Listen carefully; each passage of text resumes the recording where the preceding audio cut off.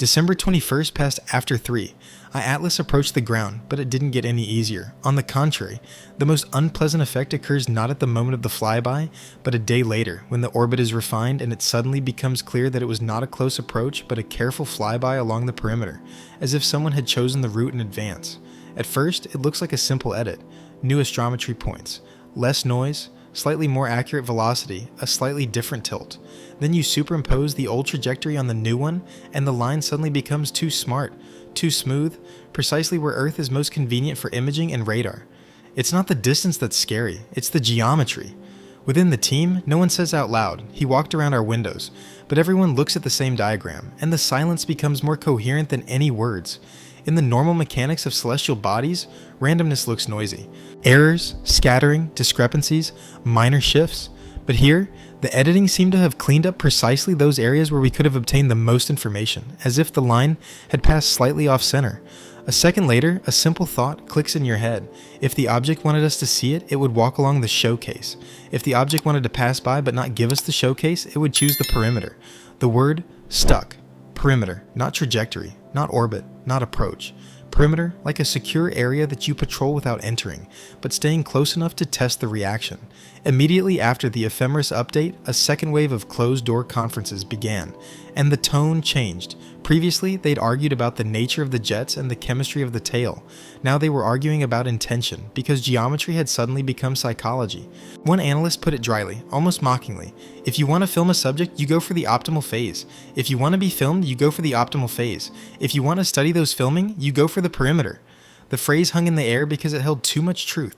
We're used to thinking of observation as one-sided, but here, for the first time, it seemed like observation was two-sided, and we weren't sure this time which was the object and which the instrument. And that same day, strange things began to happen on Earth.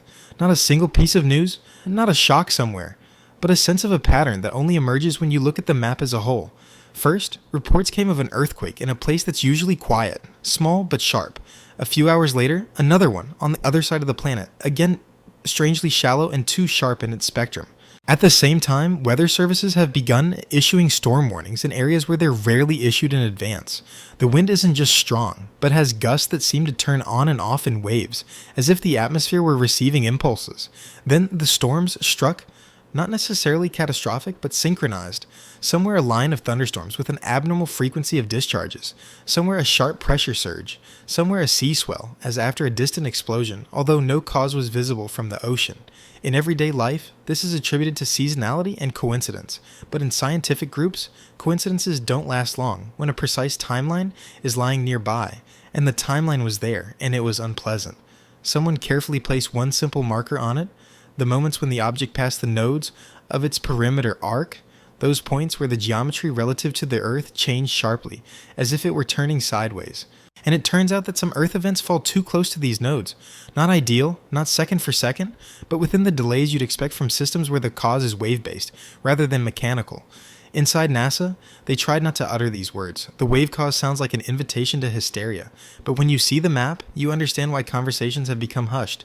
There wasn't just one signal. It was like a series of tests, as if someone was testing the planet's weak points. Not geologically weak, but systemically. Communications, meteorology, magnetosphere, tectonics, geomagnetic variation data landed on the table. Small, but oddly structured. Not like a typical solar wind, but like a modulation arriving in a burst, with a repeating rhythm as if someone were maintaining the frequency. One of the elders said, "Don't tell me it's a resonance," and that's what made it even scarier, because the word was spoken before it could be banned. Resonance isn't a power, it's a method. You don't have to be stronger than the system if you can tap into its natural frequencies, and then the system itself does some of the work for you. If you imagine the Earth as an instrument, tectonics as strings, and the atmosphere as a membrane, you're no longer saying a comet caused a storm. You're saying someone learned to pluck the strings so that sound would naturally occur. And that's when the flying around the perimeter thing got even worse. Because the perimeter is the ideal route if you don't want to go inside, but want to knock on the walls and listen for the ringing.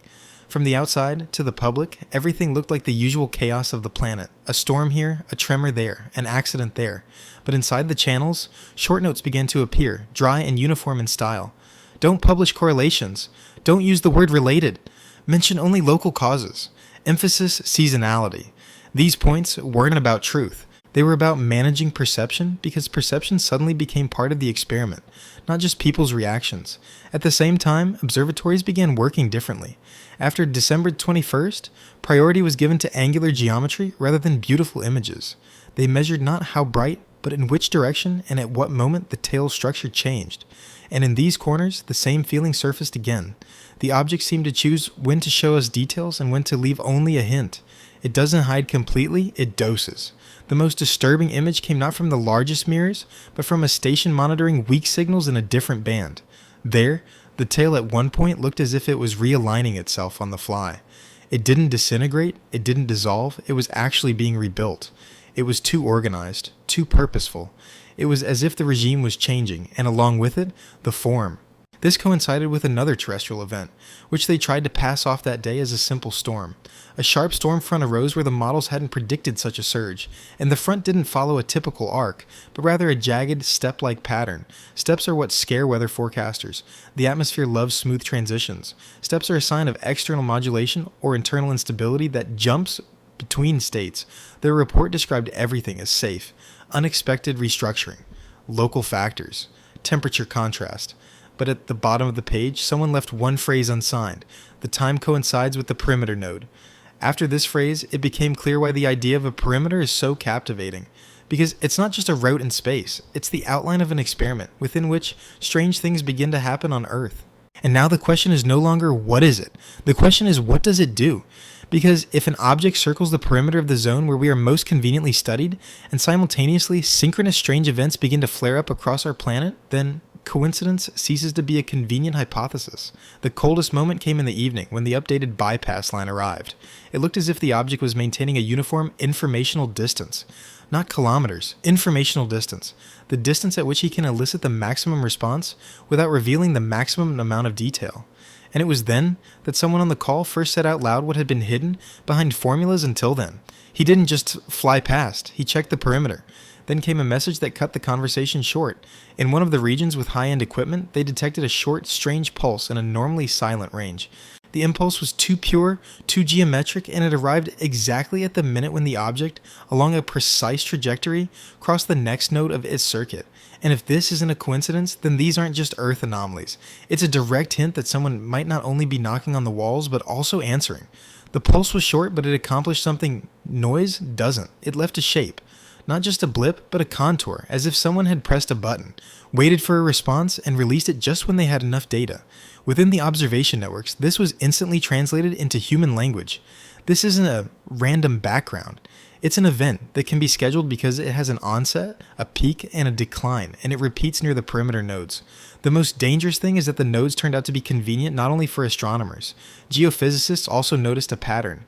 When you hold planetary data in your hands, you stop arguing about taste and start arguing about delays. They didn't say, the object caused the earthquake. They said something different, dry and to the point. The probability of trigger events increases in the area of the node. The wording is safe, the meaning is terrifying. Because a trigger isn't a cause, it's a trigger. The cause may be within the system, but someone has learned to hit the right moment when a slight push is all it takes for the system to break loose. After December 21st, they were tempted, something normally forbidden by scientific ethics, to try predicting not the weather, but anomalies, simply by moving a marker along an object's trajectory. You move the marker to the next node, look at the Earth map, and calculate the delay windows for the atmosphere, magnetosphere, and tectonics, and if real events fall within these windows again, the randomness begins to look pathetic. At the same time, telescope teams shifted priorities. Large mirrors, spacecraft, radio arrays, all of this ceased to be a matter of first come, first served. It all became akin to a hunt for regimes. Not a picture, but a state. Not beauty, but synchronicity. They were interested in whether the object changed smoothly at the nodes, as if switching programs, and whether this coincided with the Earth's surges. One of the surveillance leaders put it this way: if he's walking the perimeter, then the perimeter is his working boundary. We need to understand what he's doing at the boundary, otherwise it will be too late. Immediately, they began cutting back on public language. Externally, they continued to write about unusual activity. But internally, the reports began calling things more meaningful. Stabilization modes, directed emissions, synchronized windows. That's when a term no one wanted to see in a document bearing the agency's logo first surfaced: controlled impact window. 3 words and they make your fingers go cold. A window is when you don't apply constant pressure, but rather apply it selectively. Controlled means you choose the moment. Impact means you rely on the system's response, not random noise. The most disturbing thing is that the subject acted as if it understood the difference between observation and interference. It didn't do anything that looked like a blatant attack. It did what looked like calibration. Range check, delay check, threshold check, small pulses, small tail adjustments, small changes in brightness and polarization, which in themselves can be attributed to 1,000 causes. But as soon as you put the timeline of Earth's surges next to it, these minor changes cease to be minor. They become markers. It's as if the object is placing flags on a map of our reaction. At one of the ocean's perimeter nodes, a series of storm warnings appeared, like someone else's hand. Not a single cyclone, but several intensifying zones, as if someone were rocking the ocean at different points. Meteorologists subsequently debated at length whether this could be explained by a rare jet stream configuration. It could, if we ignore the synchronicity. It couldn't, if we looked at the knots minute-by-minute precision. Then, in another region, thunderstorm activity increased, with a density of discharges typically seen in the tropics, but not at this time of year or in this geography. And again, the window coincided. The tectonic part seemed quieter, but it struck a more powerful chord. There were no catastrophes, but there were many out-of-place events. Shallow tremors, where they would normally be deeper. Sharp spectra where they would normally be gentler. This isn't what scares people in the news. It's what scares specialists, because it looks like a test. Not to break it, but to check your response to this frequency. At one point, one of the senior geophysicists said something simple out loud. If it's resonance, it doesn't need to be close. It needs to be on time. The room became too quiet, and then something happened that many initially ignored, as it seemed like a simple malfunction. Several communication satellites in different orbital planes began experiencing an increased number of attitude corrections. Nothing dramatic. The flywheels engaged a little more frequently, the system searched for stars a little more frequently, and adjusted its drift a little more frequently. In a normal year, this would have been attributed to particle flux and statistics, but this again fell through the cracks. And again, not second by second, but exactly as the response of a complex system with inertia and response thresholds occurs. Then came the complaints about navigation, minor, slippery ones. Some people's navigation accuracy was off in the city, while others' navigation was off at sea. It's not groundbreaking, but it's a sign that the ionosphere is behaving strangely. The ionosphere is the upper membrane. If someone has learned to play on it, they can affect communications, navigation, and even some power systems without accessing the direct force. A little pumping is enough. Neat graphs began to appear within the reports, fluctuations in the total electron content, shifts in layers, irregularities that looked more like modulation than chaos. At some point, observatories tried what they always do when they suspect observer influencing the object. They changed the schedule to blind. Not, we'll shoot at 2 today, but we'll shoot at a random time using a private key to eliminate the effects of coordination, leaks, and human anticipation. If it's just nature, it doesn't care. And that's when the object behaved at its worst. Not because it disappeared, quite the contrary. It began to manifest itself at moments when the network was broken and the key was unknown to most. Not perfect, but frequent enough to be disconcerting. A strange tail reorientation into the window when only 2 telescopes were being used. A burst in a different band into the window selected by the automatic system. It felt like a demonstration of, I don't need your schedule. And if that's true, then blind schedules cease to be a defense. They become a way to measure how independent an object is of us. Because if it guesses the windows, there are 2 possible explanations. Either we're leaky ourselves and the schedule is leaking, or the object chooses windows not based on us but based on geometry, which already determines when it can do what it wants. Geometry returned to the center, the perimeter ceased to be a line on a map. It became a mechanism. The nodes of the perimeter appeared as points where the object could change modes with maximum efficiency. And if at these points it emits short pulses and the Earth responds with surges in the atmosphere, magnetosphere, tectonics, and technology, then the controlled window of influence ceases to be a scary metaphor. It becomes a working hypothesis that can't be written in press releases, but that you can't get out of your head when you open another data packet. After this, a division arose during closed conference calls. Some demanded that any talk of contact with Earth be strictly cut off, so as not to create panic and taint interpretations with anticipation. Others responded coldly, panic is secondary.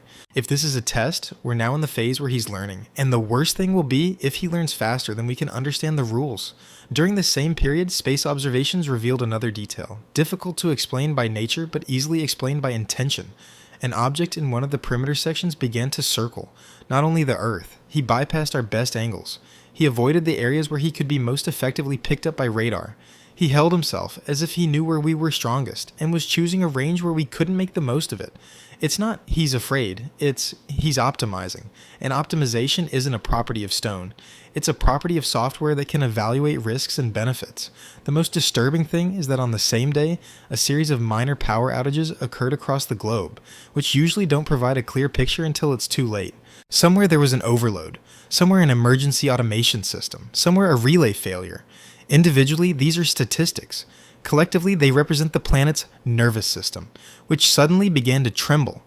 And this tremor was once again reflected in the perimeter windows. Someone on one of the calls said something that sounded like someone slamming a table. He doesn't study us as a pretty picture. He studies us as a system. No one objected, because when you test a system, you touch it at different levels. First, the upper layers, where it's safe, then communications, then energy, then the mechanical part, and you see where the threshold is. And it was here that another document was placed on the table. Not a schedule, not a photo. A short memo with a proposal that made everyone's stomach churn. Try not responding. Don't increase surveillance. Don't establish global broadcasts. Don't coordinate amateur networks. Don't turn this into a mass human gaze. The logic was unpleasant, but understandable. If an object responds to observation and uses our reaction as data, then the mass reaction is a gift. We ourselves expand its channel. But the other side only needed one phrase. We can't turn people off. And that's true. Earth isn't a laboratory where you can turn off the lights and see what happens. We can only make choices about which windows to open, which tools to turn on, and what to say outward. And these choices suddenly became part of the same experiment. At the next node along the perimeter, the object emitted another pulse. This time, it arrived slightly differently, in a different range, and it was like a test to see if our response would change if we changed the tone. And the Earth responded. Somewhere with a sharp increase in storm activity, somewhere with strange geomagnetic ripples, somewhere with a subtle but noticeable increase in navigational errors. And then another phrase appeared in the report, more frightening than the previous one because it was not about physics, but about intention. The object adapts the scenario. By morning, it became clear the perimeter isn't a line, it's a cycle. The object passes through nodes as if marking control points, and each time at these points it changes mode, as if switching a predetermined scenario. The most disturbing thing about the cycle isn't its repetition, but its order. The nodes don't follow the naive logic of approach and fly away. They're designed to step-by-step test the various levels of our system, from air to hardware. First, the atmosphere, then the ionosphere, then communications, then energy, then weak tectonic zones. It's like a test where you can't skip to the complex until you've grasped the basics. If it were just a coincidence, it would have broken down at the details, but the details held. Sometimes with an error of minutes, sometimes tens of minutes, as befits complex environments with inertia and lag. A new term has emerged within surveillance networks, one that no one utters out loud in public, the ladder of impact. It sounds dry, but the meaning is simple. The steps increase in risk, and then something happened that completely destroyed the comfort even for those who had clung to nature into the last. One of the major instruments took a shot that, according to calculations, shouldn't have happened at all. Not because of bad weather or bad timing, because geometry was against it. The object at that moment would have been too dim, too awkwardly positioned, and too unstable in brightness. The team initially thought it was an artifact. Dust on the sensor, a glare, a tracking glitch. The standard set of excuses used to save the nervous system when it's not ready for a new reality. They ran the raw footage through another pipeline, then a third. Then they compared the starfield with the catalogs. Then they checked the drive telemetry and the tracking accuracy using the reference stars. The frame remained. Moreover, it was too clean, too neat in structure. And the most disturbing thing was that it revealed not just a bright core and tail, but a short, sharp detail next to the core. The detail appeared as a thin line that appeared and disappeared in the series, as if the object had changed its reflection for a split minute or ejected a narrow packet of matter in a direction that did not match the usual picture. In a normal comet, you might try to call this a jet, but here, the jet obeyed neither the apparent rotation, nor the thermodynamics, nor the logic of the solar wind. It looked like a signal, not evaporation. The most important thing, this stroke coincided with another perimeter node, and with another terrestrial reaction. Not loud, not catastrophic, but enough to make the specialists stop blinking. In one region, there were sharp pressure surges, as if the atmosphere had been tugged. Elsewhere, thunderstorm activity increased, not across a broad front, but in localized spots. Meteorological services later described it as an unstable cell and an anomalous gradient. In scientific correspondence, they wrote more frankly, it looks like external modulation. This phrase is dangerous because it removes the main defense. If there is external modulation, it means someone or something knows how to impose rhythm on the system without entering it directly. Almost immediately, orbital instruments were brought into operation, not for a pretty picture, but for polarimetry and spectra. They wanted to understand whether the composition of the emissions changed in sync with the nodes. And here the object made another move that seems a bit too clever. In one area, it reduced its visible activity, as if muting itself, but at the same time, strange shifts appeared in the radio spectrum. Radio astronomers like to speak cautiously, but even their caution has its limits when frequency patterns repeat and don't resemble the familiar plasma noise or ionospheric reflections. The signals weren't words and weren't transmissions in the human sense. They were like markers, like service pulses, like channel checks, as if the object were checking that the space around it was responding. And again, the timing was too perfect. A node, a pulse, a ground response, then a pause, then another node and another packet. Thus they came up with a hypothesis they couldn't shake off. The object doesn't simply fly. It performs a cycle of measurement-impact measurement, each time slightly changing its parameters to build a map of our reaction. First, he looks at the atmosphere, then he touches the ionosphere, then he checks the connection, then he watches how the power grid's automation handles a microglitch, then he shifts the frequency and repeats. That's why the perimeter is so important. The perimeter has a geometry that allows it to do this without unnecessary expenditure, as if it were using our planet as a resonator, but only activating it in the right places. During one of the closed-door conference calls, a question came up that no one wanted to ask. If this is a ladder, where is the top rung? What happens when he decides to go higher? For now, he's acting as if he's avoiding direct damage. It's like reconnaissance. But reconnaissance comes in different forms. Sometimes it ends in withdrawal, sometimes it ends in fine-tuning before something bigger. The most disturbing thing is that the object seems to be taking into account our attempts to hide our reactions. When the observation network turned off the lights and switched to blind windows, the coincidences didn't disappear completely. They shifted. It's as if the object isn't dependent on our schedule, but uses it as an additional indicator. If we change the schedule, it registers the change. This resembles the behavior of a system that studies not only the physics of the Earth, but also our organization, our patterns, our habits of coordination, concealment, amplification, and panic. And then one of the analysts said something that was later whispered in the hallways. He learns from us even when we're silent, because silence is also a reaction. By this point, the term circling the shooting area first appeared in reports as a confirmed behavior, not just a catchy metaphor. The subject actually did behave in such a way as to avoid the best angles. He didn't run away. He stayed close enough to see, but inconveniently enough that we couldn't get the most out of it. It seems like a compromise, the kind you choose when it's important to observe and important not to be observed. And then that impossible shot popped up again. Because if he's moving himself away from the corners, where did the shot with the clean detail next to the core come from? The answer was disgustingly logical. He himself allowed it.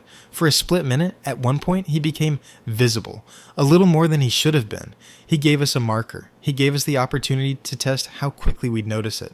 This doesn't seem like a coincidence. It feels like a test of our reaction speed. Who will see it first? How long will it take to confirm? When will the orbital instruments be activated? When will the general conference begin? And the most annoying thing was that the general call started too quickly. It started so quickly, as if someone had been waiting for a reason for a long time. And at that very moment, the subject changed mode again, as if checking a box. From that moment on, the perimeter ceased to be interesting geometry. It became a schedule. And the more they looked at this diagram, the clearer one thing became.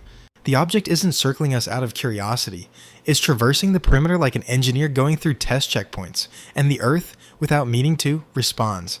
The first alarming reports came not from astronomers, but from those who don't look at the sky at all.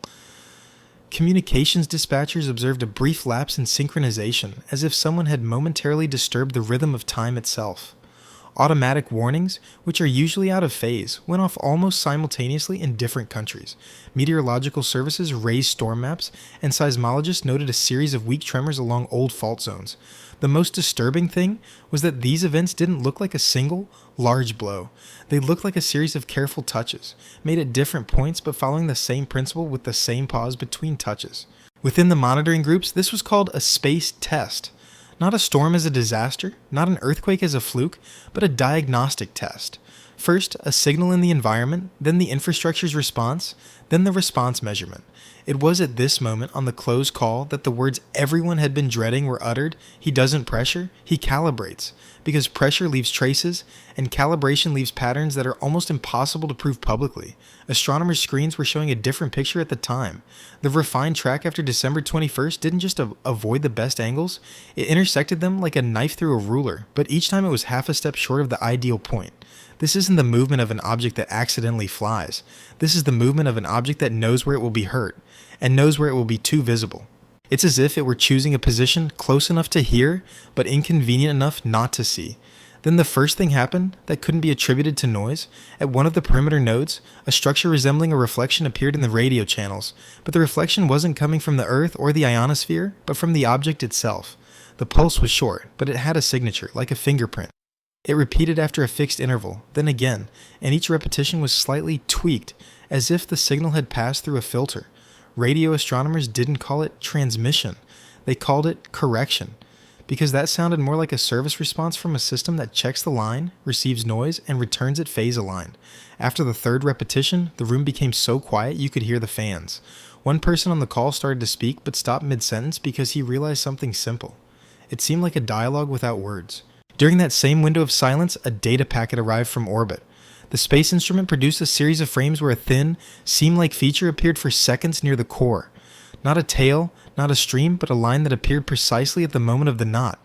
The angle was too right. The geometry was too smooth. The frame life was too short for it to be a natural outlier. It felt like a piece of work that was turned on and off on command. And immediately afterward, strange weather patterns swept across the world. Not bad weather, but localized storm cells that quickly emerge, quickly mature, and quickly disintegrate, leaving the feeling that they had been triggered. Where it usually takes hours for a front to gain strength, everything happened in tens of minutes. Meteorologists observed unusual pressure gradients, and for the first time in a long time, the word atypically fast appeared in their reports. Seismologists, on the contrary, saw something slow. They noted microshifts, which are usually spread out over weeks, but here they coincided in time, as if the Earth weren't being shaken, but rather probed for sensitivity. The diagram looked frighteningly rational, as if the object was searching for weak points not to destroy, but to measure. Where the soil responds faster, where the ocean water responds more strongly, where the air provides clearer feedback, and that's when the idea of a perimeter became concrete. A perimeter flyby isn't about the beauty of the trajectory, it's about the geometry of the experiment, where the Earth acts as both target and sensor. The next perimeter node arrived, before psychologists could even call it adaptation. The radio pulse appeared on the graphs again, but this time it didn't come alone. It came in a pair, like a request and a response, separated by a perfect pause. The pause coincided with the delay one would expect if the signal went there and returned, but the angle didn't converge. Geometry was against it. Silence fell over the room again, because the numbers looked too beautiful. One communications engineer called this incorrect range. This is what happens when the distance appears to be calculated based on the delay, but the actual position of the object suggests it shouldn't be there. This means only one thing: someone has tampered with the path. At that moment, another line was connected to the NASA call. A very calm voice asked not to discuss frequencies and details on open channels. It was said without any threat, but the meaning was clear. Panic spreads faster than radio waves. At the same time, major ground-based observatories began synchronizing.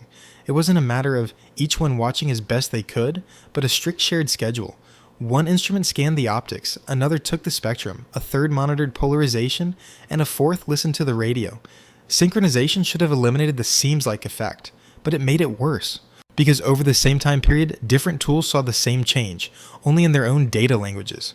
Optical observations showed a strange surge in brightness. Spectra revealed a brief reorganization of lines, and radio channels picked up a repeat. It appeared to be a single event spread across various frequencies, as if the object had deliberately made it measurable.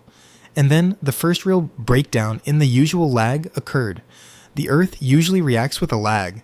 The atmosphere, the ocean, the crust, the networks, everything has inertia. Here the lag was compressed to an indecent level, as if someone had pushed the system to the brink in advance. On one power line, the automation system detected a brief load imbalance, which typically occurs with a major power outage, but here there was no on. It was only a few seconds, and it coincided with the perimeter node. This small detail isn't scary in itself. What's scary is that it coincided with a weather spike and a microshift in seismic data, as if 3 different layers of the Earth were asked the same question and answered almost simultaneously. Inside the group, they called it resonance tuning. Not resonance as a catastrophe, but resonance as a tuning. If you can evoke a response, you can adjust the frequency. If you adjust the frequency, you can amplify the response. Someone quietly remarked that it was like tuning an instrument before a concert. No one smiled because the next thought came to mind. If this is tuning, what will happen when the music begins? At the same time, further confirmation came from the orbital telescope. A series of images revealed that the seam near the nucleus appeared not randomly, but in a consistent location relative to the object's orientation, as if it were a structural element. That's when the word panel first appeared in the correspondence, only to disappear immediately, replaced by a local structure. People are afraid of words because words capture conclusions, and conclusions are impossible to unsee. The next perimeter node should have been quieter, at least hopefully, but it turned out to be the worst, because the radio pulse no longer came as a reflection, it came as a response to silence. The teams deliberately muted their active actions, a minimum of unnecessary requests, a minimum of unnecessary transmissions, a minimum of discussion, and just then, the target issued the clearest packet, as if to say, "I see you've gone silent."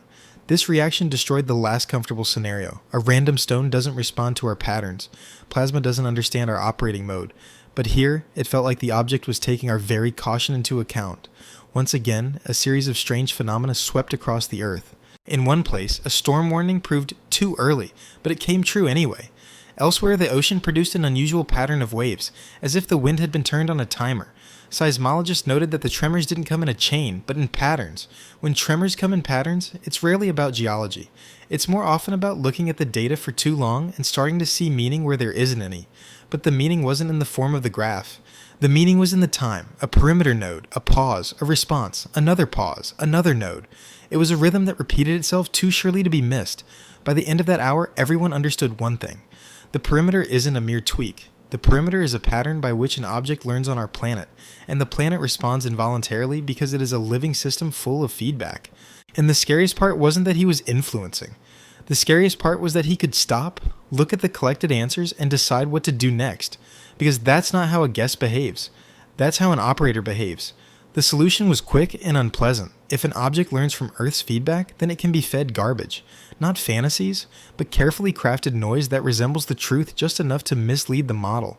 The plan was given a dry, almost bureaucratic name, reducing the information content of the environment. In human terms, this meant one thing. We would try to ensure that every question he asked received an answer that could not be meaningful. And for the first time that day, someone said out loud what had been hanging in the air from the very beginning. We won't be fighting for the sky now. We'll be fighting for statistics. Because for such systems, statistics are reality. They couldn't switch off the planet, but they could replace its visibility in the bands where it was clearly active.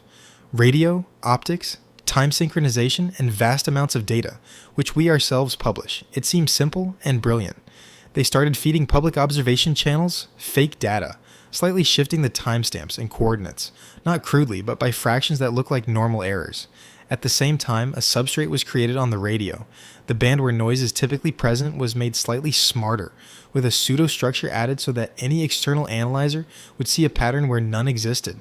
It was a risk, but it seemed like the only risk, because if the object truly reads our reactions, they read through us. And if we want to hide, we must stop being an honest mirror. The strangest thing was how quickly people from different worlds came together on this issue. Astronomers, communications engineers, time standard specialists, even those who usually argue for weeks about terminology, because there was no time to argue. After December 21st, the perimeter became tighter and the knots became more precise, and each new knot felt like a step towards something they wouldn't have time to explain to the public in words. For the first 20 minutes, the plan worked. It was almost physically noticeable. At the next perimeter node, the object uttered its question, but the answer didn't follow the usual pattern. The channels were noisy and unintelligible. On a closed call, someone even let out a sigh. Not relief, but simply the exhalation of someone who's been holding their breath for too long. In moments like these, the brain clings to the illusion of control. Then, something happened that no one expected, though everyone should have expected it. The subject didn't get confused. He began to double-check, and the double-checking was cold, methodical, almost elegant. He repeated the pulse not just once, but in a series, changing the parameters as if switching sensor modes. Slightly different frequency, slightly different duration, slightly different interval, and all this within the space of an hour. Anyone familiar with systems testing would understand the point immediately. This isn't an attempt to get through to you. It's an attempt to figure out where exactly you're lying. This is what you do when you suspect data tampering. And with this, a new set of responses swept across the Earth, only now they weren't broad. They were selective. It was as if the object had stopped touching everything and started poking at specific points. In one zone, seismologists observed a barely noticeable but very clear microshear pattern. In another zone, the weather produced a brief pressure spike, unlike a front. In a third zone, the ionosphere experienced a change in density for seconds. It was like a scanner trying to tell the difference between real fabric and a sticker, and the more they tried to obscure his eyes with noise, the more precise his touch became. That was the first time a phrase was heard on the call that didn't make anyone feel any better. He doesn't depend on our reports. This meant that public data was just an additional layer for him, not the primary one. The core layer is the planet's direct physical responses, something that can't be faked on the server, something that lives in the atmosphere, the ocean, the crust, our electromagnetic shell. If he's reading this, we're naked. In an attempt to regain control, they went further. They switched some of the instruments to a blind schedule. They removed predictability and eliminated synchronicity so that the subject couldn't guess where they were looking at any given moment, and again, for a brief moment, it worked. He sent a pulse to one node of the perimeter, but the responses diverged. Different instruments received different pieces of the picture. A single snapshot failed to form, but it wasn't salvation. It was a clue. Because the subject's next step was as if he himself had assembled the photograph for them. He did something that no one would expect from a natural body, not even in nightmares. He produced an event visible to everyone, no matter where the telescope was pointed. It was very brief, very faint, but perfectly timed to appear as a common signature across multiple wavelengths. Optics saw a microflash. Radio picked up a structure. Spectra detected a brief reorganization of lines, and all of this happened at the same hour, in the same interval, as if someone had placed a flag on a scale. It sounded like a silent sentence. Here's your synchronization point. I know you've drifted apart. I know how to bring you back together. No one said it out loud on the call, but everyone thought the same thing. After that, the most unpleasant part began. If he can mark things, he can also read who's reacting to them. He can figure out where our sensitive instruments are, where we're strongest, where we're weakest. And in this sense, our deception turned out not to be a trap for him, but a test for us. We tried to change his worldview, and in doing so, we revealed our fear, and fear is also a signal, and it's easily read. Then the object made another maneuver that perfectly fit your description of flying around the perimeter. It didn't go any closer, it went smarter. It slightly adjusted its geometry to pass along the boundary of optimal angles. It was as if he'd decided, since you've started playing stealth, I won't approach the camera, I'll just circle around and film you with my peripheral vision. And his peripheral vision apparently was better than ours. By this point, messages from the regular world had begun to surface too frequently. Storm warnings that appeared and disappeared as if on cue. Localized communication failures that couldn't be explained by simple technical issues. A couple of jolts where it's usually quiet. A couple of strange ionospheric surges where it's usually calm. Ocean waves with a period that doesn't match the wind. All of these can be explained individually, but together they formed a pattern, and this pattern coincided with the perimeter nodes, the very points where the object apparently was conducting its test of the environment and response. Then someone suggested a last resort that reeked of desperation. Not to replace the data, but to block access, block some observations, limit publications, reduce transparency so that the target couldn't exploit our openness. And this is where the real dilemma began, because blocking data isn't just about hiding. It's also about cutting off millions of eyes that could confirm the independence of observations. And the independence of observations was the only thing that kept reality in check. When different countries, different teams, different instruments see the same thing at the same time, it kills the "you imagined it" explanation. In the end, they made a compromise that always looks good on paper and bad in reality. Some data was suppressed, some was left undisclosed. Some channels were obscured, others were made clean. And at the next node on the perimeter, the object demonstrated that it read compromises as open doors. It chose the very layer that remained clear. It was the very range where we decided, let there be science. The impulse arrived at where it would definitely be seen, and it didn't arrive as noise. It arrived as a structure, repeating a form familiar to anyone who has ever worked with signal coding. No one said the word message, but there was a feeling in the room that if you said the word, it would become truth, and sometimes the truth is scarier to leave unnamed. And then the worst happened. The object paused, a complete pause. There were no impulses, no visible changes, no touch of the earth through weather or seismic responses. To conventional logic, it looked like a lull. To the people on the call, it looked like calculation. Because the lull before a maneuver isn't about rest. It's about the system collecting enough data.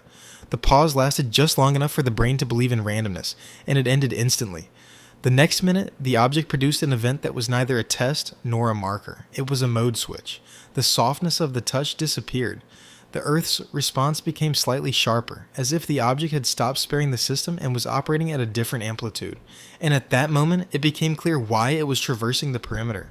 He didn't choose the route for filming. He chose the route to influence. The mode switch wasn't noticed by a single wow event, but by the way, several independent instruments simultaneously began to converge on the same sensation. Not beautiful or bright, cool, smooth, systematic. It was as if the object had stopped running individual tests and switched on a program in which Earth became not an observer, but a medium.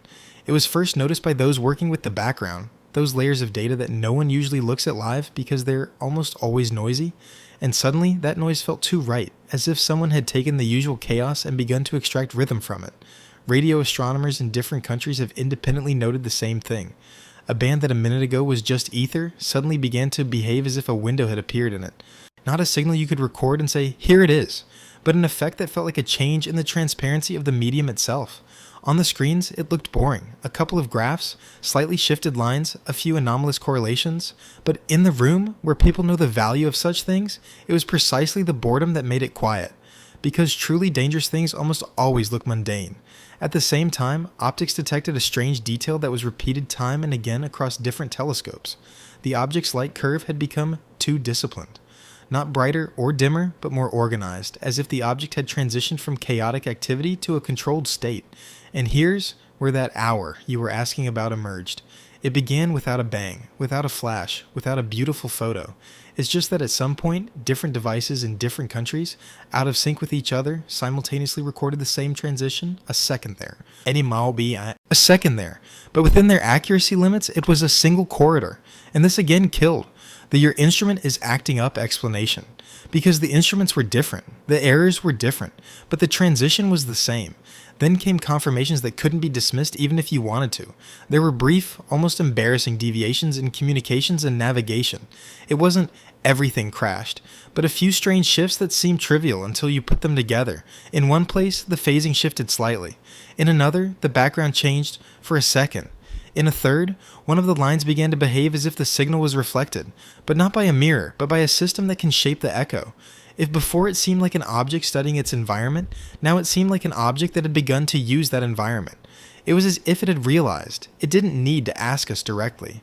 It was enough to touch the Earth's shell so that it would respond on its own. And then, the most unfortunate thing for the NASA secret meeting happened. The data started leaking, not because someone leaked it, but because too many people around the world saw the same thing and did the same thing at the same time. They plotted two curves side by side, before and after. And the difference was so clear that anyone who could read graphs would have understood it without explanation. It wasn't a sensation. It was a change in the system's operating mode. While the official line still stuck to the formula, nothing unusual, a different word was already circulating in scientific chats. It wasn't aliens or ship. It was a much worse word because it was technical and sober. Active interaction. When people say this, it means we're no longer observing the object. We're observing its influence on the environment being measured. And the environment in this case is the atmosphere, the ionosphere, the magnetosphere, and somewhere below, the crust. And that's precisely why, at that very same hour, practically overlaying the telescope data, news began arriving from the ground, which at first glance looked like a typical disaster report. A storm warning somewhere, a strange winter thunderstorm somewhere, a brief earthquake somewhere. But the geography of these events suddenly began to match the geometry of the perimeter, not in precise coordinates, but in logic, in the way they fell on the nodes of the trajectory and on the lines of possible tangents to the Earth. It was worse than any direct threat, because a direct threat can be named. But here you couldn't say, he did this. You could only show the map and ask, why does the pattern match? During the conference, something everyone had previously ignored was mentioned for the first time. If he's learned to read the planet's response, he can write to it too. And immediately after this phrase, people began to speak more quietly, as if volume could make a difference. Someone suggested an idea that sent a chill through everyone.